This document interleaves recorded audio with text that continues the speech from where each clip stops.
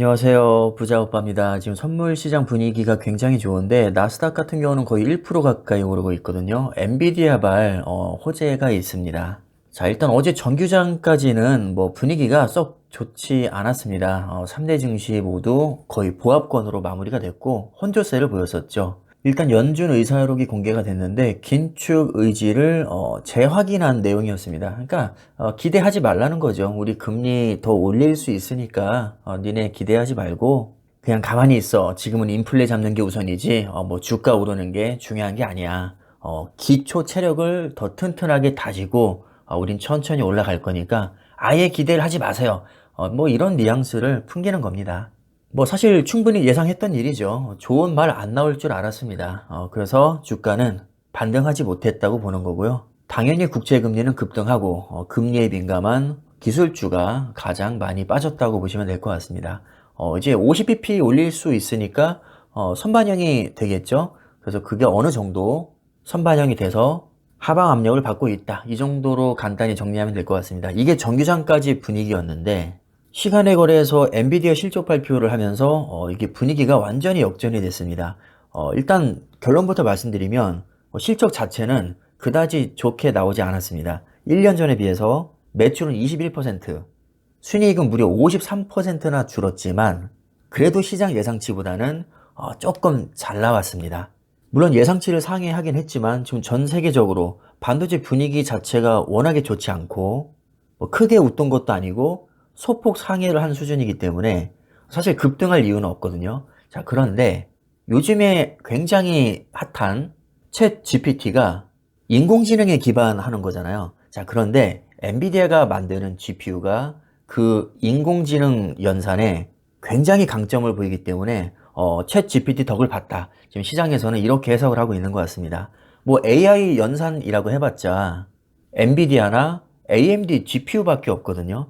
물론 CPU도 연산을 하지만 CPU는 직렬 연산에 최적화된 알고리즘이고 GPU가 병렬, 그러니까 다중 연산에 최적화된 처리 장치입니다.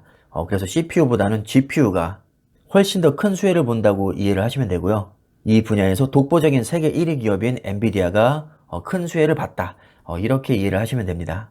그래서 시간의 거래에서 엔비디아가 거의 9% 가까이 급등했었고요. 그 분위기가 아직까지 이어지고 있습니다. 아마 오늘 프리장에서 특별한 이변이 없으면 좀 큰 폭으로 상승할 것 같습니다.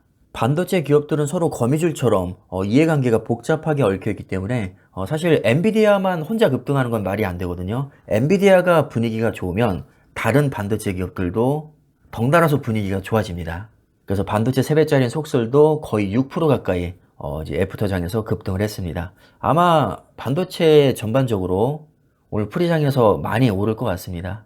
자, 얘기가 나온 김에 필라델피아 반도체에 대해서 한번 간략히 살펴보도록 하겠습니다. 방금 전에 언급했던 엔비디아, 당연히 여기 편입이 되어 있고요. 엔비디아의 라이벌 AMD와 인텔입니다. 사실 오랫동안 엔비디아와 AMD 2강 체제였는데 이제 인텔이 낸드 플래시 사업부를 SK 하이닉스에 매각을 하고 CPU 시장에서는 빅테크 기업들에게 손절을 당하면서 이제 입지가 좀 많이 좁아졌거든요. 그래서 최근에 외장 그래픽 카드 진출을 선언했습니다. 내장 그래픽과는 달리 외장 그래픽은 굉장히 고성능이기 때문에 AI 연산에도 강점을 많이 보입니다. 그래서 엔비디아, AMD, 인텔 이렇게 세 기업이 챗 GPT의 효과를 좀 톡톡히 봤다. 이렇게 이해를 하시면 되고 인텔이야 종합반도체 기업이니까 본인들이 설계한 어떤 CPU나 GPU를 제조까지 다 하지만 AMD와 엔비디아는 팹리스 기업입니다. 제조 시설이 아예 없죠. 그래서 지금 현재는 TSMC가 거의 전량 위탁을 하고 있죠. 그래서 제가 TSMC에도 체크를 한 것이고요. 그럼 TSMC는 누구에게 장비를 공급받을까요? ASML, 램 리서치, 어플라이드 머티리얼즈. 그래서 반도체 장비 업체에도 제가 체크를 했습니다. 다 연관이 있다는 거죠. 그 다음에 GPU나 CPU가 아무리 성능이 좋아도 혼자서 일을 할 수는 없습니다. 구조적으로 처리할 데이터를 임시로 저장하는 D램이 반드시 필요한데 마이크론이 D램 글로벌 3위 업체입니다. 그래서 마이크론도 제가 체크를 했습니다. 이게 꼬리꼬리를 계속 무는 거죠. 챗 GPT가 뜬다고 하니까 AI가 주목을 받고 AI? 그 GPU가 그 연산에 최적화된 거잖아. AI 연산에 최적화된 프로세서, 엔비디아와 AMD, 인텔이 수혜를 많이 받겠네. 그럼 얘네 반도체 누가 만들지?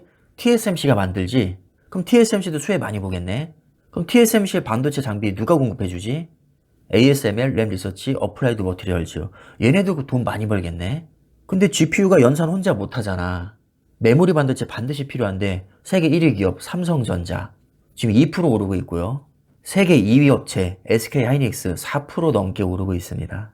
그리고 세계 3위 업체 마이크론 테크놀로지도 AMD, 엔비디아, TSMC와 함께 필라델피아 반도체에 다 편입이 되어 있죠. 즉 전반적으로 필라델피아 반도체에 편입된 많은 종목들이 공동적으로 수혜를 본다. 이렇게 이해를 하시면 됩니다. 그럼 반도체 기업만 수혜를 보냐? 절대 그렇지 않습니다. AI 지금 밀고 있는 회사가 한두 개가 아니거든요. 애플도 전혀 연관이 없을 것 같지만 애플이 직접 설계하는 A 바이오닉 칩에도 AI 연산 기능이 들어가 있습니다. 모든 AP 칩에는 AI 연산이 기본으로 탑재가 됩니다. 삼성전자 엑시노스, 퀄컴 스냅드래곤 다 마찬가지죠. 그 다음에 마이크로소프트, 구글, AI 하면 뭐 빼놓을 수 없는 기업들이죠. 테슬라, 자율주행 결국에는 AI 아닙니까? 그 다음에 아마존, 그 수많은 무인 시스템, 결국에는 AI 연산이 기본입니다. 그러니까 빅테크, 반도체, AI는 그냥 빼놓을 수 없는 불가분의 관계라고 보시면 됩니다. AI가 뜨면 반도체도 뜨고, 반도체가 뜨면 빅테크도 뜨고, 빅테크가 잘 나가면 반도체 주문을 더 많이 넣고, 반도체 주문이 많이 들어오면 반도체 장비 물량도 많아지고, 수익성이 좋아지면 R&D에 더 많이 투자를 하고, 투자를 더 많이 하면 또 돈을 더 많이 벌 확률이 높아지고, 돈을 또 많이 벌면 좋은 인재를 또 영입하고, 좋은 인재가 들어오면 또 돈을 많이 벌 확률이 올라가고, 이게 계속해서 선순환이 된다는 거죠.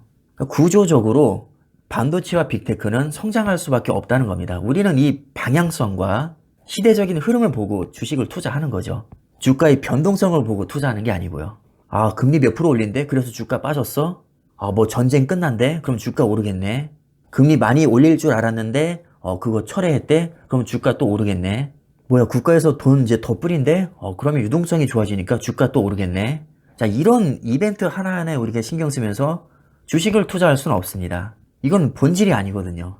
본질은 뭐냐면 조금 전에 언급했듯이 AI가 시대적인 흐름이고, AI 연산에 최적화된 GPU, 엔비디아, AMD, 인텔 세 기업이 공동으로 수혜를 볼 것이고, 세 기업 외에는 사실상 진입장벽이 너무 높기 때문에 더 이상의 라이벌은 나오기 힘들다. 그렇다면 세 기업이 모두 들어가 있는 필라델피아 반도체도 지속적으로 성장할 가능성이 높겠네. 이런 방향성을 보고 우리는 장기적으로 베팅을 하는 겁니다. 앞으로 돈 긁어 모을 게 눈에 훤히 보이는데 뭐 금리 올려서 주가 빠진다고 해서 우리가 중간에 시장을 떠날 이유가 없다는 겁니다. 정말 조금 과정에서 우리 인류가 멸종하지 않는 한 빅테크와 반도체는 길게 보면 무조건 성장할 수밖에 없다. 저는 이렇게 생각을 합니다. 애초에 마인드 세팅이 이렇게 되어 있는데 당연히 제가 존버를 못할 이유가 없겠죠.